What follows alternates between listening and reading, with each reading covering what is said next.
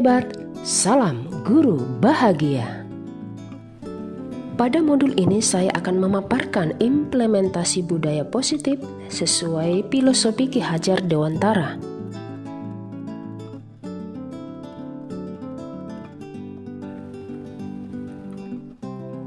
Konsep penting dalam penerapan budaya positif mencakup paradigma belajar, disiplin positif, motivasi perilaku manusia, kebutuhan dasar, posisi kontrol restitusi, keyakinan kelas, dan segitiga restitusi. Sudah dilaksanakan sebagai gambaran budaya positif. Konsep-konsep budaya positif tersebut telah disosialisasikan kepada murid-murid di kelas dan kepada guru. Menulis itu harus memberikan manfaat, guna, memberikan edukasi bagi banyak. Itulah hakikat penting dari menulis. Oke? Dan pada akhirnya nanti, kalau kesepakatan kelas yang sudah kita lakukan, yang sudah kita yakini bersama, terus menerus kita laksanakan, jadi budaya positif. Inilah nantinya yang menjadi karakter positif yang kita miliki, yang membedakan kita dengan orang lain. Baiklah, kita di tiap-tiap kelompok sudah membuatnya masing-masing satu jawaban, dan kita berharap itu bisa kita laksanakan dengan sebaik mungkin. Kenapa? Karena itu bagian dari profil pelajar Pancasila. Sebagai siswa yang menerima kurikulum merdeka, tentunya kita diharapkan menjadi pelajar-pelajar Pancasila yang memiliki profil pelajar Pancasila sesuai dengan dimensi dan elemen. Selanjutnya, budaya positif yang akan kita kembangkan tetap kita sesuaikan dengan nilai-nilai keutamaan Don Bosco, ya, dari Santo Pelindung Yayasan atau sekolah kita. Apakah nilai kelembutan, keramahan, sopan santun, dan kejujuran? Dari nilai-nilai keutamaan ini, mari kita praktekkan dalam kehidupan kita sehari-hari. Apa yang dituliskan itu merupakan kesepakatan bersama, kan? Kesepakatan bersama yang akan kita laksanakan sendiri-sendiri atau bersama-sama? Bersama-sama. Mantap. Jadi nanti kalau kesepakatan ini sudah kita laksanakan terus-menerus setiap waktu, maka ini menjadi budaya positif di lingkungan sekolah kita dan menjadi ciri khas kita, ciri khas karakter kita yang menggambarkan ciri profil pelajar Pancasila. Sudah sepakat ya, ini kita bahas tadi dimensi dan elemen profil pelajar Pancasila, dan kita juga sudah sepakat soal budaya positif, di mana budaya positif yang kita laksanakan nantinya bersumber dari atau berpatokan dari dimensi dan elemen profil pelajar Pancasila dan disesuaikan dengan nilai-nilai keutamaan Don Bosco, baik kelembutan, keramahan, sopan santun, dan kejujuran. Dan sesuai dengan yang sudah kita sepakati bersama, kelas 10-2 sudah menyimpulkan 10 poin kesepakatan bersama atau kesepakatan kelas yang nantinya menjadi budaya yang kita tampilkan setiap hari. Nah, kita mau tahu kira-kira kesepakatan yang dimaksud itu yang mana ya? Coba dilihat, bacakan. Kesepakatan bersama kelas 10-2. Yang pertama, mengumpulkan HP sebelum tes pertama dimulai. Yang kedua, melaksanakan pikir kelas. Yang ketiga, berdoa sebelum dan sesudah belajar. Yang keempat, literasi 10 menit setiap pagi. Dan yang kelima, menyapa teman. Yang keenam, memberikan senyum sapa kepada guru dan teman. Yang ketujuh, berkata dan bertindak jujur. Yang ke-8, seragam sesuai ketentuan yang berlaku. Yang ke-9 membawa air mineral dari rumah. Yang ke-10 ikuti selalu laki-laki 1 sampai 2. Oke, bisa dilaksanakan? Bisa, Bu. Yang tegas dulu suaranya. Tangannya seperti ini. Bisa dilaksanakan? Bisa, Bu. Katakan bisa. Apakah kesepakatan bersama tadi bisa kita laksanakan? Bisa, Bu. Sekali lagi bisa? Bisa. Baik, terima kasih. Tepuk tangan. Sebelum memulai aktivitas, saya berdoa terlebih dahulu. Dimensi berkebinekaan global, contohnya bergaul dengan siapa saja tanpa melihat suatu perbedaan ras, agama, suku, dan adat istiadat. Dimensi bergotong royong, contohnya mau berbagi kebaikan kepada sesama dengan cara membantu yang terkena bencana alam. Dimensi mandiri, contohnya mengerjakan pekerjaan rumah tanpa disuruh, seperti menyapu rumah, membersihkan tempat tidur, cuci dan mengepel. Dimensi bernalar kritis. Contohnya, saat kita mendapatkan informasi yang baru, kita harus mencari kebenarannya terlebih dahulu. Dimensi kreatif, contohnya mengolah barang bekas menjadi barang yang lebih berguna, seperti membuat hiasan dinding dari sedotan. Masing-masing kelompok nanti akan kita panggil ke depan menyampaikan kesepakatan kelas yang nantinya kita sebut sebagai budaya positif yang akan kita lakukan di sekolah ini. Siap ya? Jujur dan berani menyampaikan kebenaran. Dan menghormati antar suku, ras, dan budaya yang berbeda.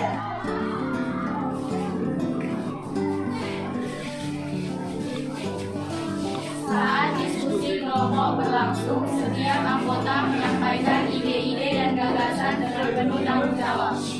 Sebelum ujian, baiknya kita belajar terlebih dahulu agar dapat menjawab soal-soal ujian dengan baik. Membuat bunga dari komunitas. Berteman dengan siapapun tanpa memandang suku, agama, ras, dan adat istiadat. Budaya sujud sapa salam di luar sekolah. Gotong royong membersihkan kelas, membuang sampah pada tempatnya. Mengutamakan musyawarah dan mufakat demi kepentingan bersama. 1, 2, 3, ya. Budaya positif kelas 10-6 SMA Budi Murni 2 Medan. 1. Berdoa sebelum dan sesudah pembelajaran berlangsung. 2. Bekerja sama membersihkan kelas. 3. Generasi 10 menit sebelum pembelajaran dimulai. 4. Budaya 5S, senyum, sapa, salam, sopan, dan santun. 5. Datang ke sekolah tepat waktu. 6. Menggunakan seragam sekolah sesuai ketentuan yang berlaku. 7. Mengumpulkan gadget sebelum pembelajaran dimulai. 8. Membayar uang sekolah tepat waktu. 9. Jujur dalam mengerjakan tugas dan ujian. Tidak membuang sampah sembarangan. Musyawarah untuk menemukan kata mufakat demi kebaikan bersama. Menghargai teman yang berbeda suku, agama, ras, dan adat istiadat. Menyelesaikan tugas-tugas pembelajarannya di sekolah. Tiap siswa berpartisipasi dalam menghias kelas sehingga menciptakan kenyamanan, keindahan, dan kerapian.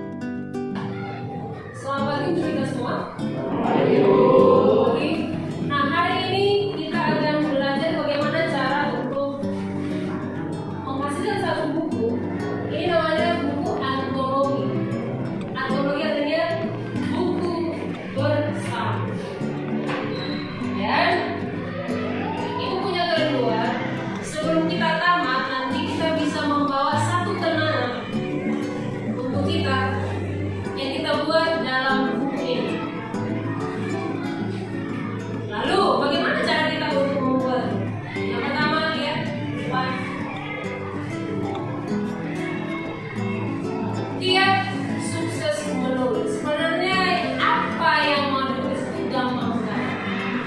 Ada 3 hal penting di sini. Mau, buat prioritas, dan yang ketiga bahagia.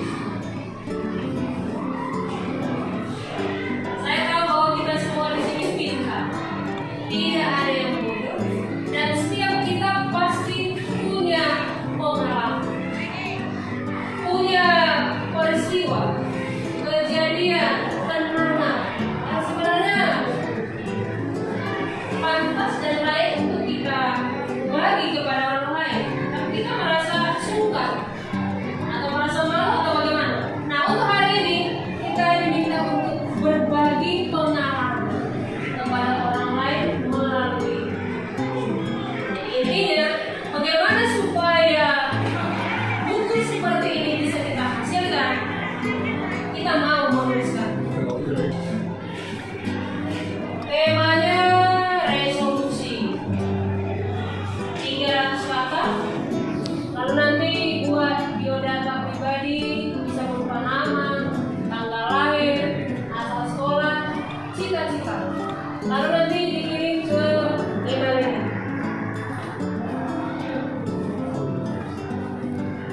Sampai di sini kira-kira ada yang mau ditanyakan?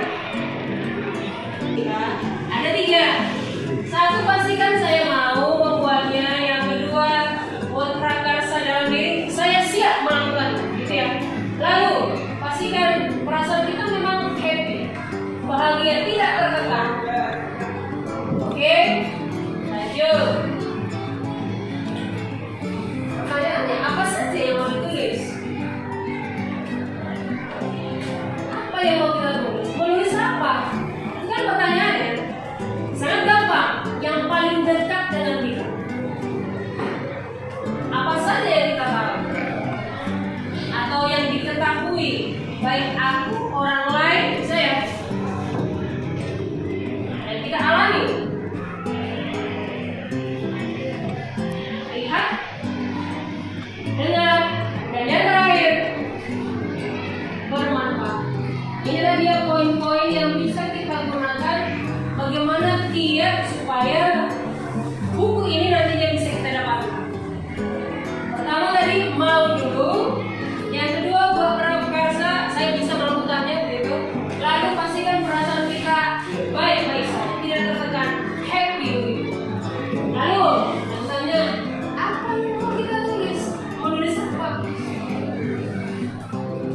Apa saja yang aku tahu? Apa saja yang aku alami? Apa saja yang aku lihat? Apa saja yang aku dengar? Dan yang terakhir, jangan lupa bermanfaat. Contoh seperti ini ya. Kalau di media sosial itu sering kita lihat baca itu tulisan yang berbau ujaran kebencian. Sesungguhnya itu bukan hakikat dari menulis. Hakikat menulis yang sesungguhnya ketika tulisan yang kita sebarluaskan memberikan manfaat. Itu yang benar. Tapi kita juga minta kalau nanti menuliskan sesuatu di media sosial, upayakan menuliskan semua hal yang bermanfaat. Paham ya? Itu pesan itu. Karena melalui tulisan orang lain tidak bisa menilai itu.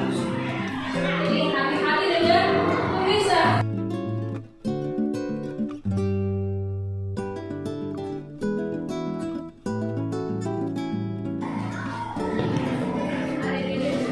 Mau memiliki buku seperti ini? Mau apa tidak? Mau. Siapa yang menyatakan mau? Yang menyatakan mau siapa? Mau. Siapa yang tidak mau? Apakah Anda siap untuk melakukannya? Saya siap. Tangannya gini. Kita ulang ya. Ini pertanyaan yang terakhir kalinya. Apakah Anda siap untuk melakukannya? Saya siap. Sekali lagi. Apakah Anda siap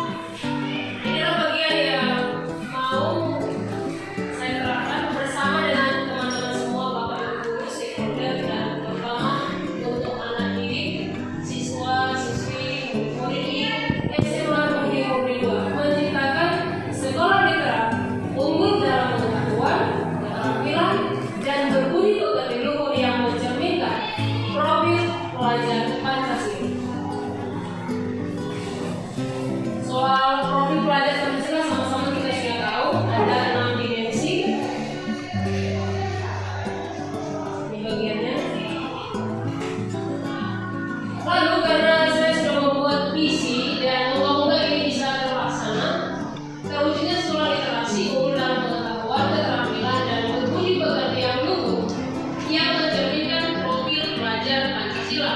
Nah, untuk mewujudkan visi ini saya membuat beberapa misi. Upaya untuk mewujudkannya, yang pertama mewujudkan budaya ramah lingkungan, mewujudkan budaya berikutnya mewujudkan budaya berkompetisi baik di bidang pengetahuan, sains, dan keterampilan. Ini dalam artian ekstrakurikuler. Lalu yang terakhir menciptakan sekolah yang berciri profil pelajar Pancasila, tentunya yang sesuai dengan apa yang dituangkan dalam pernyataan Ki Hajar Dewantara.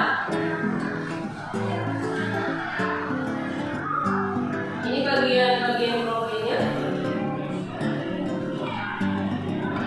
Dan dalam mewujudkan visi dan misi tentunya tidak positif, kemudian penanaman budaya positif dan pengembangan budaya positif. Ini nanti lebih lanjut akan saya sampaikan kembali kepada teman-teman secara keseluruhan di waktu ke depan. Lalu, pemimpin pada sebuah institusi dalam menggerakkan dan memotivasi warga sekolah agar memiliki, meyakini dan menerapkan visi atau nilai-nilai kebajikan yang disepakati, sehingga tercipta budaya positif yang berpihak kepada murid sesuai dengan kodrat zaman dan kodrat alam. Lalu ini yang menjadi pertanyaan bagi saya, bagaimana penerapan disiplin yang dilakukan selama ini di sekolah dan melakukan hukuman?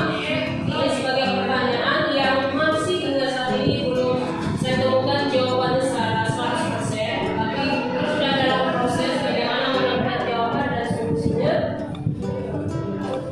Lalu visi dan misi tersebut akan tercapai bila mana menerapkan pembelajaran dengan menggunakan paradigma baru sesuai dengan penerapan kurikulum merdeka. Bagaimana kita menciptakan murid-murid sesuai dengan profil pelajar Pancasila, di mana pembelajaran paradigma baru dilakukan melalui kegiatan pembelajaran baik di dalam kelas, di intrakurikuler, di luar kelas, kokurikuler dan ekstrakurikuler, yang intinya berpihak pada murid sesuai dengan kebutuhan dan tahap perkembangan. Kemudian, pikiran, perasaan dan membuat bergerak. Sebenarnya di sini bukan hanya guru yang bergerak, tapi juga murid-muridnya. Kalau gurunya tergerak, bergerak dan menggerakkan, alangkah baiknya juga murid-muridnya ikut tergerak, bergerak dan menggerakkan, sehingga visi dan misi di sekolah itu bersinergi dan mencapai tujuan. Nah, jadi apa yang Ibu sampaikan tadi, saya sendiri, saya melihat luar biasa visi dan misi Ibu. Jadi mudah-mudahan terwujud. Gak bisa seluruhnya, setengahnya, gak bisa setengahnya, minimal seperempat. Apalagi budaya literasi. Kita di sini sudah konsen untuk literasi.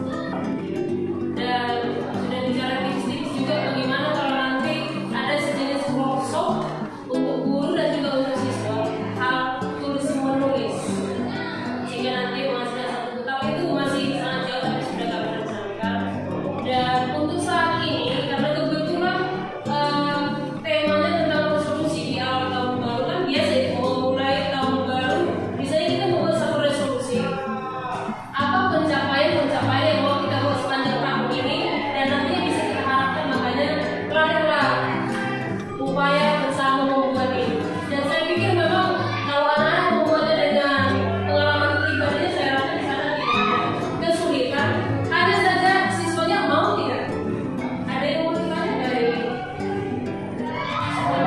ada mau ditanya nggak?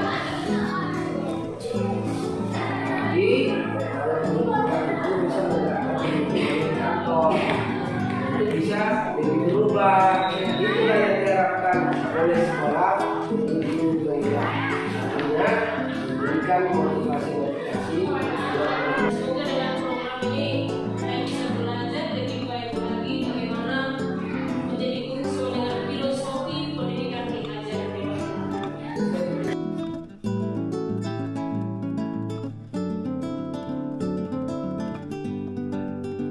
Guru penggerak di sini habis juga waktu kita bersih kayak dia pulang sekolah pertemuan gratis pula ya jadi poin aja ya. Tapi makna yang lebih besar dari situ adalah sekolah kita menjadi lebih maju. Budaya positif. Soal budaya positif sebenarnya sudah kita praktekkan di sekolah kita. Bahkan jauh sebelum kita menerapkan kurikulum merdeka, sekolah kita sudah membuat satu buku yakni pendidikan karakter itu 2019 dan saat ini kita praktekkan. Jadi kalau bisa kita simpulkan nilai-nilai keutamaan Don Bosco itu senada dengan apa yang disampaikan oleh Ki Hajar Dewantara sebagai Bapak Pendidikan Nasional yang memberikan filosofi pendidikan. Ada 3 filosofinya dan saya pikir kita sudah tahu semua tentang itu.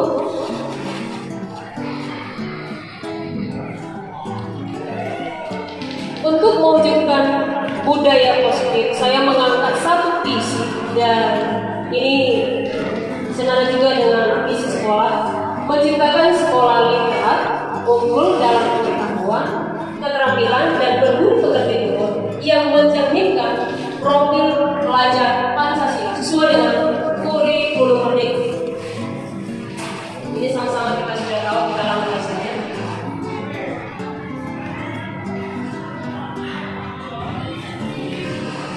Karena visinya sudah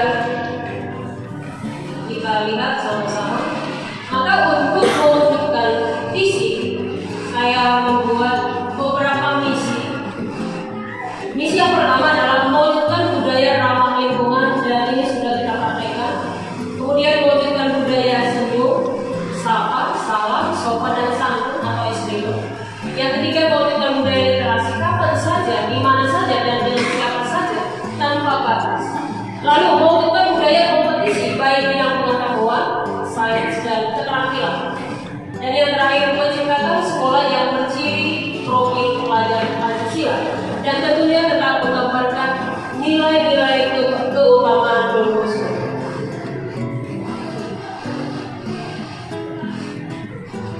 Dan prakasa perubahan yang nantinya kita terapkan di sekolah kita demi mewujudkan visi dan misi yakni mari budayakan literasi kapan saja, di mana saja dan dengan siapa saja tanpa batas. Dan soal literasi sudah kita praktekkan di sekolah kita setiap hari Selasa sampai hari Jumat 10 menit sebelum pembelajaran dimulai. Inilah bagian penting yang nantinya kita laksanakan dalam aktivitas pembelajaran kita, kegiatan belajar mengajar setiap hari, profil pelajar Pancasila, dan ini juga sesuai dengan nilai-nilai keutamaan Don Bosco: keramahan, kelembutan, kejujuran, dan sopan santun.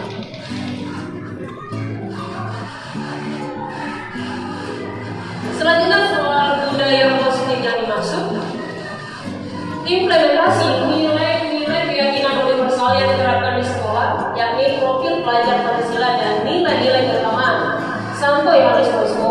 Kemudian keberhasilan penerapan budaya positif diawali dengan adanya perubahan paradigma tentang teori kontrol atau biasa disebut dengan segitiga restitusi. Yang ketiga, penanaman budaya positif sangat penting dilakukan untuk menumbuhkan motivasi, instruksi, dan murid sehingga terbentuk pribadi yang bertanggung jawab, berbudi pekerti ilmu, dan berakhlak mulia. Dan yang terakhir, pengembangan budaya positif adalah tugas seluruh sivitas sekolah. Artinya kalau satu orang bergerak, alangkah baiknya kalau semua kita juga bergerak dengan visi dan misi yang sama. Karena satu hal, supaya kita cepat memperoleh sesuatu, berlari sendiri pasti jauh lebih cepat. Tapi saya dapatkan sedikit. Tapi kalau kita sama-sama berlari, bergerak bersama, pasti hasil yang kita dapatkan jauh lebih baik. Kira-kira begitu Bapak Ibu. Seperti yang diungkapkan oleh Stephen F. Covey soal budaya ini, bila kita ingin membuat kemajuan perlahan sedikit-sedikit, ubahlah sikap atau perilaku Anda. Namun, bila kita ingin memperbaiki cara-cara utama kita, maka kita perlu mengubah kerangka acuan kita. Ubah bagaimana Anda melihat dunia, bagaimana Anda berpikir tentang manusia, ubahlah paradigma Anda, skema pemahaman dan penjelasan aspek-aspek tertentu tentang realita. Jadi artinya soal budaya positif kalau tidak bisa secara keseluruhan, mari kita mulai dari diri kita sendiri. Konsep disiplin positif merupakan unsur utama dalam terwujudnya budaya positif. Konsep disiplin positif merupakan unsur utama dalam terwujudnya budaya positif. Dan kita juga sudah menerapkan bagaimana konsep disiplin di sekolah kita, bagaimana hasilnya, sejauh mana, apa kendala dan hambatannya, sama-sama kita tahu. Terlebih untuk ibu itu pasti jauh lebih tahu bagaimana menerapkan disiplin di sekolah kita ini. Lalu soal makna disiplin, pasti kebanyakan orang akan menghubungkan kata disiplin dengan tata tertib, kemudian teratur dan kepatuhan pada peraturan. Dan di sini disiplin sering dihubungkan dengan hukuman, padahal sesungguhnya itu sangat berbeda. Karena belajar tentang disiplin positif tidak harus dengan memberi hukuman, justru itu adalah salah satu alternatif terakhir dan bila perlu tidak digunakan sama sekali.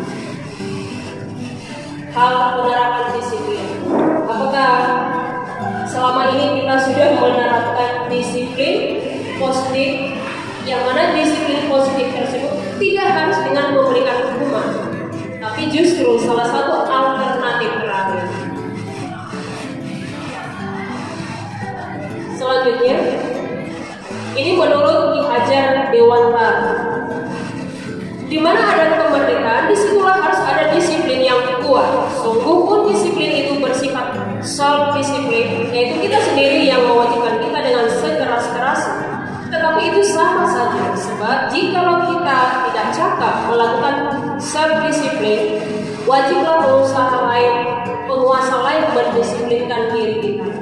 Dan peraturan demikian itulah harus ada di dalam suasana yang merdeka. Ini menurut Ki Hajar Dewantara dalam bukunya cetakan yang kelima terbitan 2013. Selanjutnya sebagai tambahan, Ki Hajar Dewantara menyatakan bahwa bagaimana mencapai kemerdekaan dalam konteks pendidikan kita saat ini, maka menciptakan murid yang merdeka, syarat utamanya harus ada disiplin yang kuat, yakni disiplin diri yang memiliki motivasi internal. Jika kita tidak memiliki motivasi internal, maka kita memerlukan pihak lain untuk mendisiplinkan kita atau motivasi eksternal, karena berasal dari luar, bukan dari dalam diri kita sendiri.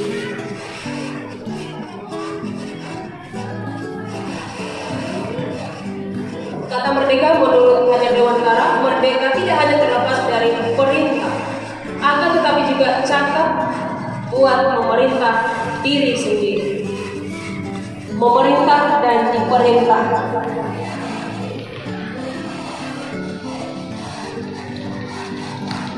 Ini sama-sama sudah kita praktikkan bagaimana kita dalam melaksanakan pembelajaran di kelas ataupun di luar kelas.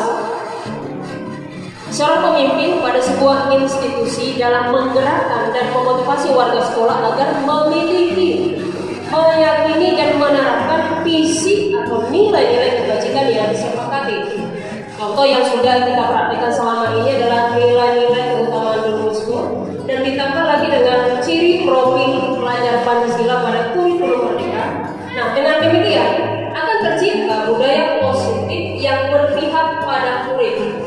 Berpihak pada murid di mana setiap kita sebagai guru, sebagai pendidik, agar memberikan kebebasan secara bertanggung jawab bagi setiap murid demi kebahagiaan hidupnya baik lahir dan batin sesuai dengan kodrat alam dan kodrat zaman.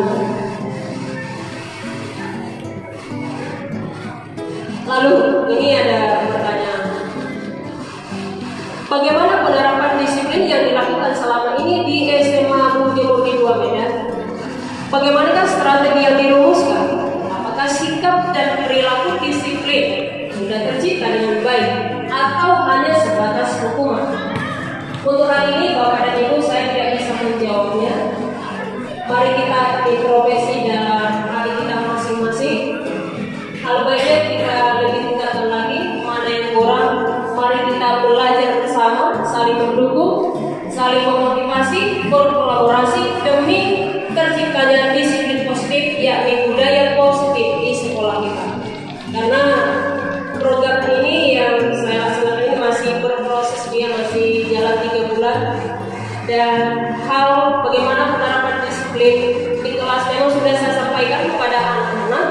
Soal hasilnya bagaimana kita tunggu, karena yang namanya proses itu tidak cepat, dia butuh waktu yang lama dan tindakannya juga harus continue, terus menerus, tidak hanya bersifat pada saat kebutuhan itu saja. Lalu untuk mewujudkan budaya positif melalui penerapan disiplin positif, kita juga harus memiliki paradigma baru. Paradigma baru berarti cara kerangka berpikir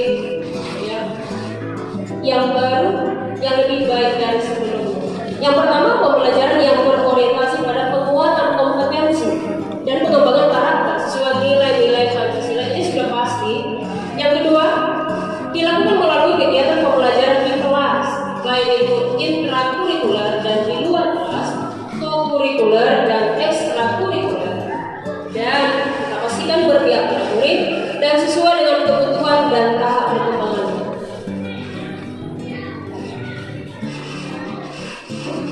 Di sini Bapak dan Ibu guru, teman-teman sekalian yang saya hormati dan saya banggakan, mari kita menjadi agen perubahan yang senantiasa siap, tergerak, bergerak, dan menggerak. Dengan cara apa? Mari kita gali setiap kekuatan yang kita miliki dan minimalisir setiap hal yang menghambat, seraya bertumbuh sebagai pribadi yang berciri profil pelajar Pancasila. Jadi sesungguhnya waktu pertemuan semalam Bapak Kepala Sekolah menyatakan seperti ini. Kalau guru menggerak harus bisa menggerakkan teman-teman yang lain. Memang iya Bapak ya, secara keseluruhan. Tapi itu sangat membutuhkan waktu dan proses yang lama. Dan saya pastikan itu tidak akan terlaksana jika belum ada motivasi secara internal dalam diri kita sendiri. Makanya tadi di awal saya sampaikan, kalau kita mau membangun sekolah kita untuk lebih jaya dan semakin jaya sesuai dengan moto Tiba di Posko, maka kita harus bergerak bersama-sama. Meskipun saya saat ini menjalankan program pendidikan guru penggerak, itu tidak ada artinya sama sekali kalau saya tidak bisa satu langkah bergerak bersama dengan Bapak dan Ibu guru sekalian.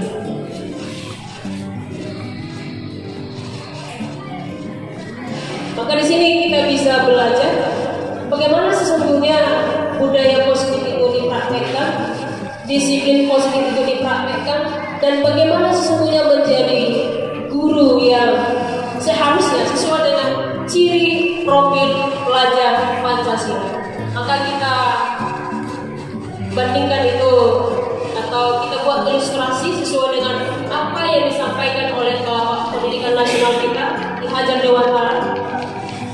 Kita ambil contoh perbandingannya dengan hidup tumbuh-tumbuhan. Maka seorang petani hanya dapat, contoh menanam padi misalnya, maka sebagai petani yang kita sebutkan sebagai guru hanya dapat menuntut tumbuhnya padi. Ia dapat memperbaiki kondisi tanah, memelihara tanaman padi, memberi pupuk dan air, membasmi ulat-ulat atau jamur-jamur yang mengganggu hidup tanaman padi dan lain sebagainya. Sama artinya dengan kita sebagai Bapak Ibu guru, kita harus menyadari saat ini sesuai dengan profil pelajar Pancasila bahwa setiap murid memiliki keunggulan, kompetensi yang berbeda-beda sesuai dengan kodrat alam dan kodrat zaman. Kita tidak memaksa si anak harus pandai matematika. Mungkin saja dia lemah dalam bidang matematika, tapi dia luar biasa dalam bidang bahasa Inggris. Nah, disinilah kita diminta untuk bagaimana menjadi guru sesuai dengan profil pelajar Pancasila, atau bagaimana menjadi seorang guru layaknya seorang petani yang dengan hatinya yang tulus mengolah tanamannya, menanam berbagai jenis-jenis atau tanaman-tanamannya dengan usahanya yang begitu luar biasa sehingga tanaman itu bertumbuh, berkembang, kemudian menghasilkan buah yang berlimpah ruah dan berlipat ganda. Itulah yang diharapkan sesuai dengan filosofi Ki Hajar Dewantara. Yang sabar ya Bapak Ibu. Lalu, ini yang penting. Selama seseorang merasakan tekanan-tekanan dari lingkungan, bukan hanya saya sebagai guru, tapi juga siswa kita sekalian, maka ini dia, proses pembelajaran akan sulit terjadi. Selama siswa kita menerima atau merasakan adanya tekanan, termasuk juga diri kita sendiri ada tekanan, pasti proses pembelajaran, proses pengajaran di kelas akan sulit terjadi. Maka yang pertama, untuk mengatasi segala hal yang bisa menghambat, menghalangi langkah kita dalam menunaikan tugas kita, yang pertama, mari kita berdamai dengan diri kita sendiri. Lanjutnya, bagaimana menciptakan lingkungan positif? Seperti di awal tadi sudah kita sampaikan, menciptakan lingkungan positif berarti kita harus saling mendukung, saling belajar, saling bekerja sama, sehingga tercipta kebiasaan-kebiasaan baik yang nantinya tumbuh menjadi karakter-karakter baik warga sekolah. Dan pada akhirnya karakter-karakter dari kebiasaan-kebiasaan baik akan membentuk sebuah budaya positif. Saya tidak bisa bergerak sendiri Bapak dan Ibu, tapi kalau kita bergerak bersama-sama, kita sama-sama bergerak dan menggerakkan budaya positif, saya yakin dan percaya sekolah kita bisa menjadi sekolah SDPS nomor 1 di Yayasan Don Bosco. Itu yang kita harapkan. Kenapa? Karena sekolah ini adalah ladang kita, hidup kita.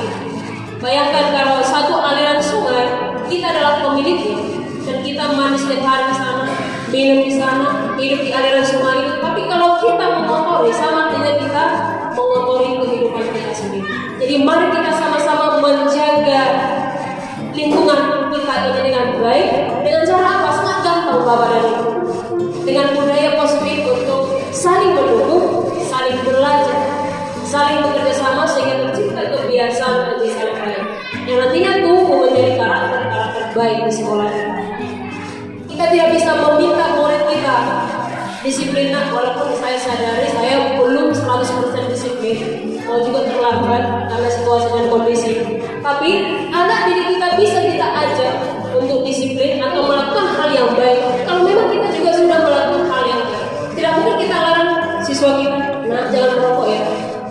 Maaf ya untuk bapak-bapak yang sedang merokok, nah jangan merokok, itu merugikan kesehatan. Kau juga gurunya merokok juga, ini kan sebenarnya tidak singgung. Jadi di bagian sisi yang positif itulah kita sampaikan kepada anak-anak kita yang memang layak untuk mereka gugur dari kita.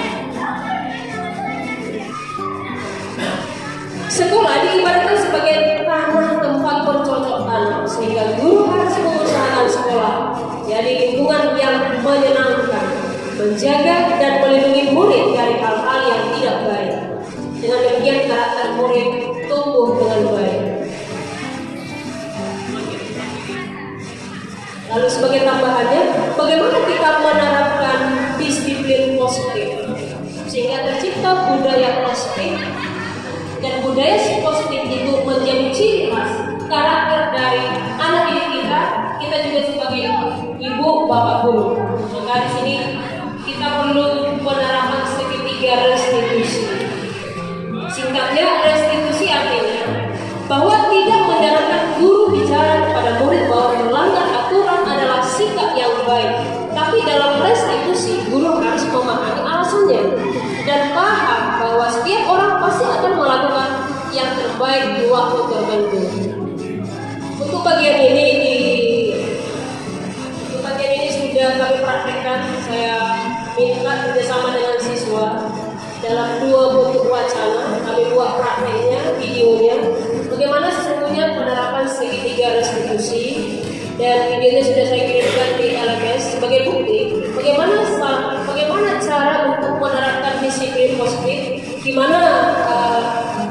itu mengakui kesalahannya, dan di waktu kemudian dia menyadarinya bahwa apa yang dilakukan adalah salah, dan dia sendiri dengan hatinya, dengan keterbukaannya mencari solusi dan melakukan perubahan ke arah yang lebih baik.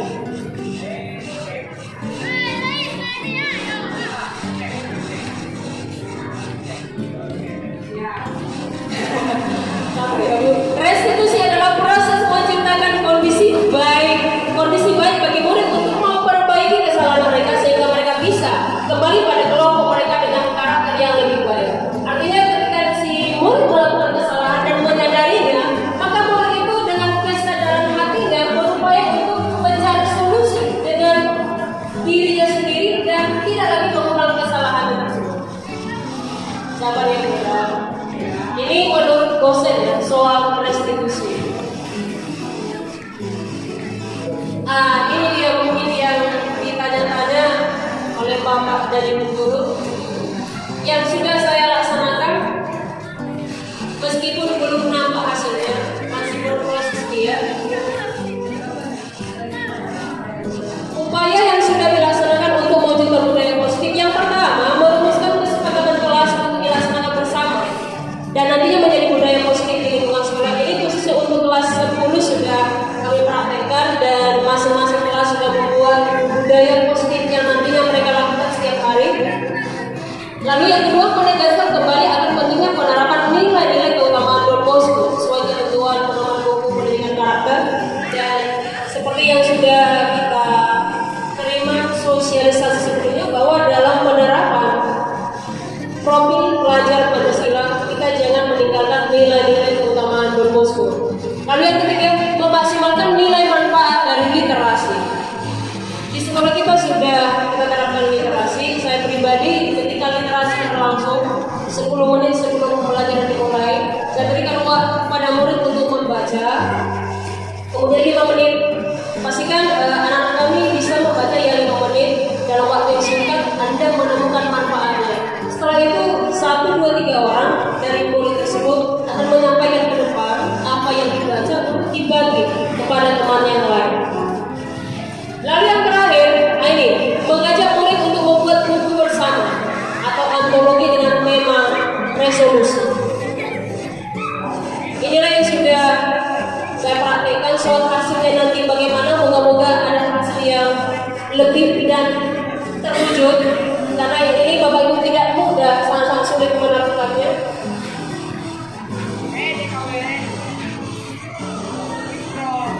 Lalu refleksi selama penerapan budaya positif ya, yang saya alami sendiri ya, saya menemukan ini bahwa budaya yang berkembang di sekolah saat ini secara tidak langsung menjadi cerminan dari tujuan mulia atau nilai-nilai sekolah.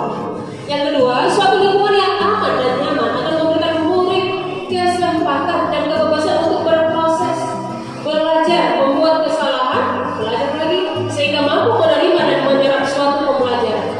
Lalu yang ketiga, setiap murid atau anak memiliki kemampuan sesuai kodrat alam dan kodrat zaman. Oleh karena itu, seorang pendidik sudah sepatutnya menjadi sosok yang patut dicontoh di guru sesuai filosofi pendidikan Ki Hajar Dewantara. Ini hasil refleksi yang saya temukan, dan sebenarnya bukan hanya ini, sementara ini dulu. Lalu yang terakhir, karena tadi visinya adalah mewujudkan sekolah literat, maka sebagai program dalam pendidikan guru penggerak ini, saya mencoba mengajak siswa khususnya kelas 10, kelas 11 untuk membuat buku bersama. Buku bersama temanya resolusi. Ini ketentuannya. Deadline 20 Februari 2023. Saya berharap ini untuk semua siswa di kelas 10 bisa menghasilkannya.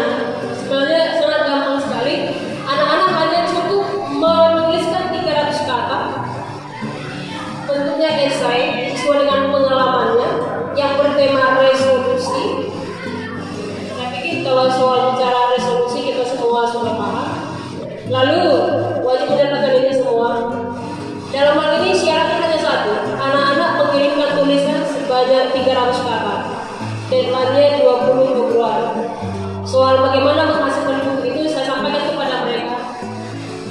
tugasmu hanya mengumpulkan 300 kata.